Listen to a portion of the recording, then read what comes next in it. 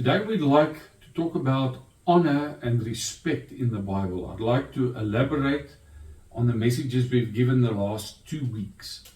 When we really start making a study of the Word of God, you will see that honor is actually the key that opens doors to God's blessings.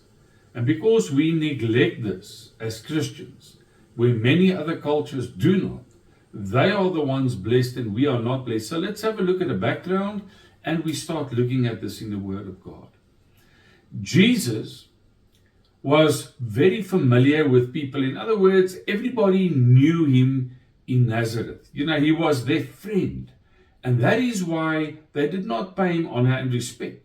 In Nazareth, Jesus' ability to perform miracles was limited due to the people's lack of faith, not a lack of divine power. They knew him and they knew his family, and they thought they knew as much as what he did. They didn't value anything he was saying or doing. They told him to prove himself, and if we look at this, they really didn't honor him. Now, as we start studying the Bible, we will see that honor is one of the keys in the kingdom that unlocks blessings. Not saying I have a key and I'm unlocking blessings and I'm doing this. No, it is your actions that does it. Now let us see. We will never be able to receive from someone you do not honor. Those doors close automatically. Take an example of Elijah during the time of famine. God sent Elijah to a widow in Zarephath for help. Why Zarephath? Wasn't there a widow in Israel that could have fed Elijah? Couldn't God find one in the whole of Israel? Apparently there was no widow in Israel that honored Elijah enough for God to be able to use her. Now we need to listen carefully. We're going to miss this and we need to see how important honor and respect is. But the widow in Zarephath did honor God and honored Elijah, and in turn she received from God. And remember what we said, those who you do not honor, you cannot receive from them. Peter is another example. This guy had fished all night, and he had to be tired. He was done for the day. They were cleaning up the nets when Jesus told him, let us go back into the lake. Peter honored Jesus, he obeyed, and hence the reason he received. Can you imagine how different the story might have been if Peter had acted like we do today? Imagine Peter saying, I'm sorry, Jesus, I'm really worn out. This would have to wait till tomorrow. I'm going to get some rest. Are you shaking your head? You should be, because this is how we would have acted. This is what's been happening for years in our country and in our churches. We have thrown aside the culture of honor. The Bible says that the wicked freely strut about unopposed when what is vile is honored amongst men. That's Psalm 12 verses 8. This is what's happening right now. The enemy has always tried to devalue and dishonor authority no matter where it comes from. He uses gossip, slander, and his offenses to gain influence in our culture. And he has a heyday when people lose sight of what is true and what is honorable. We have to fight to re-establish the culture of honor to a place where integrity means something. So clearly, just knowing what God has placed or what authorities in our lives are placed to help us isn't enough. We have to do more. But what? Romans 13:7 says, we see that God directs us to render respect to whom respect is due and honor to whom honor is due. So how do we do this? This is very important. The first thing we need to do is to understand the difference between respect and honor, and we should not mix them up. Respect is earned and honor is given. So in other words, you can respect a person for his position of authority that he has, but honor is something you give to somebody. We respect people for what they do. Honor, however, is a necessity, a requirement we give to an office or a position. You may not respect a person's beliefs, their ideas, or their expectations, but if they have authority, they deserve honor. And when you honor something, you treat it as though it's valuable. You esteem it, you look at it, and you set it in some place safe. You lift it up above other things because it's important to you. Now let's pay attention to this. Honoring a person is no different. When you honor a person, you serve them, you value them, you tend to the relationship, you encourage them, you elevate them, and you esteem them. Now this is in Bible culture, it's been there from the beginning, and this is what God requires. So the honor code is more about than just leaving the right amount of money for the candy you took in the unattended box at the office or whatever. It's more about than being trustworthy and honorable.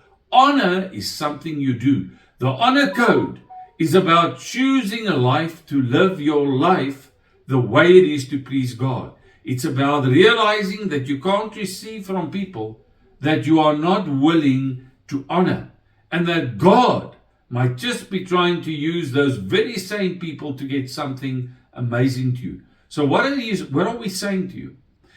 People that you do not honor can never bless you. And this goes for God too. Because this is in the Bible. It's a key that is written. If you don't honor God, you'll see now the doors of praise or the doors of blessings through your praise and worship won't even open. How do you honor your kids? Do you spend time with them? Do you honor your marriage? Or do you look at pornography, make comments about people that weren't your spouse? Or sit around watching movies where the people committed adultery? Do you honor your body? Do you honor others as better than yourself? Or do you gossip and devalue others? We have to look at all these things. Do you honor your father and mother? Well, it's all said and done. Will you be able to answer yes when God asks you this one day? Do you render honor to whom honor is due? Now let us see, why is honor important? Romans 13 says, give everyone what you owe him. If you owe taxes, pay taxes. If revenue, then revenue. If respect, then respect. If honor, then honor. This verse enforces the importance of paying what is owed, including respect and honor. Now, Proverbs 10:7 says, the name of the righteous is used in blessings, but the name of the wicked will rot.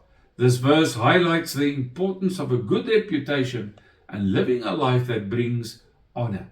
We are bought with a price, so let's glorify God with our body. 1 Corinthians 6:20. We must honor our bodies. Hebrews 13:4 says marriage needs to be honored.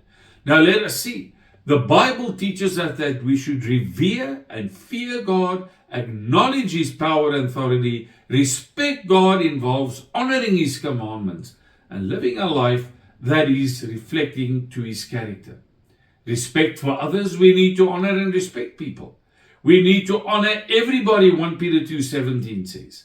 Exodus 20:12 says, honor your parents. And the key there is, if you don't honor and respect your parents, you're not going to live long. The Bible tells you that. Leviticus 19:3 also tells you, respect your honor and your parents. Rise in the presence of the aged. Leviticus 19:32. Honor the elders. Romans 12:10 says, be devoted to one another, outdo one another in showing honor. Romans 13:1 says, let everyone be and give respect to governing authorities. The Bible also tells us in Proverbs 23:1-18 how to eat, and you can go and read that to save time. How to eat in the presence of people of authority or people of kings. Do not stuff the food. Do not complain about, I don't eat this and I don't eat that. You are dishonoring people. What you are actually doing is closing the doors. So let us see what happens. Proverbs 25:6-7 says, it advises against putting oneself forward in the presence of a king. Don't always go and sit in front, because the king might tell you to go and sit at the back, because the place is reserved for other people. Rather, always be of an opinion that is humble and in nature is humble, and learn how to behave in front of a ruler, and moreover, learn how to show honor to God, even when you're invited in the presence of kings. Let us see. Very, very, very, very important. When you are invited with the king, as we said, behave yourself. Always be on your best manners. Very important. Let us see. There is a highly developed protocol when involved in meeting sovereigns like kings. Sometimes you have to bow in their presence. You're not allowed to touch them. You have to address them by titles. You have to make a bow with your head or with your feet. And whatever it is, you have to show them honor. Why? There's a reason the Bible tells you this. These are the results. And what does the Bible say about this? Now let us see. Very important. The Bible tells you what is honoring people. It's not just through respect and honor, but it's also bringing gifts to them. When you come into the presence of a king, it is protocol to bring them a gift. The Bible encourages bringing gifts to a king or anyone in position of authority as a sign of respect and homage. This practice is rooted in ancient traditions where gifts were offered to demonstrate respect and to establish relationships with powerful figures.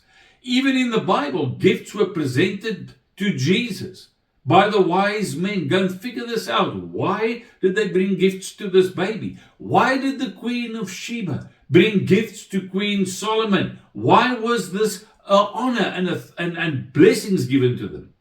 And I'll tell you why.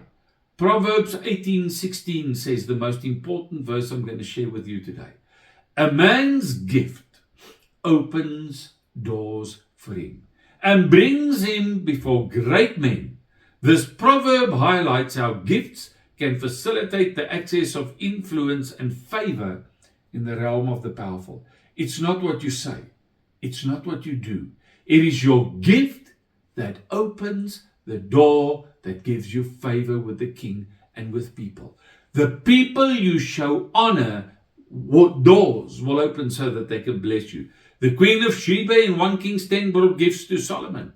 Matthew 2, the wise men brought gifts to Jesus. Now, did you know that the Bible says in Malachi 3:10 and highlights this? That your tithe is a gift to the King of Kings. Many people don't know that. Many Christians don't want to tithe. That's your choice. You must find the illumination and the revelation in the Bible for yourself. But the Bible tells you in Malachi 3:10 that when you bring the tithe or the gift to God, the windows of heaven will be open for you. That God can pour out blessings. So what does honor and respect and the gift do? It opens doors that the blessing can be given to you. You see, this is things in the ancient culture and in the Bible times that we've lost in today. We think that by simply praying prayers, doors will open. They're not. It's the action of the gift that opens the door and showing honor to people. May God give you a revelation on this. And may you start living a life of showing honor to people. Because you know, when you show honor to people, they'll respect you. When you show respect and honor to people, the doors will open to you and favor will come upon your life. Let's close in prayer. Father, we pray your blessing will be on us this day. That you give us the illumination and the revelation of understanding this. In Jesus' name, amen.